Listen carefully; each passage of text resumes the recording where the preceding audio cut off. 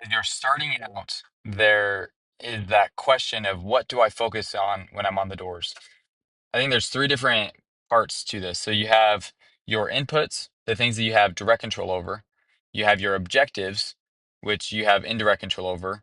And then you have your results, which you have no control over. It's two times removed at the very least. So your inputs, direct control, these are the things that you can, how many doors you're knocking, how fast you're moving between doors. They're all things that lead to your objectives, which in turn leads to your results. So your objectives are, say, how many decision makers are you talking to? If I knock 200 doors, then I can go talk to 50 decision makers or whatever it is. And your other objective, one, I think how many people you're talking to is a solid objective, a solid goal to go focus on.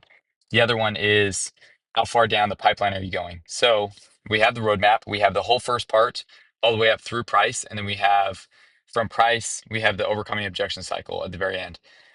That is where the majority of the sales time is spent.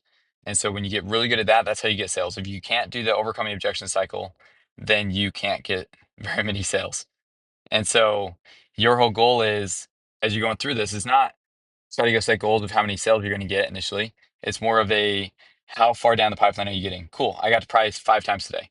Now my goal tomorrow is to go get to price 10 times. Cool. Now I'm hitting that. Now my objective is to go do three objections after price with three people today. And then once you start hitting that, you get to the point where you'll realize, and this is why some experienced reps feel like they have complete control over how many sales they get. And the reason being is because you hit a point where if you know that you're going to go talk to X amount of people and you go 5 to 7 objections after price with X amount of people, then you will go get sales.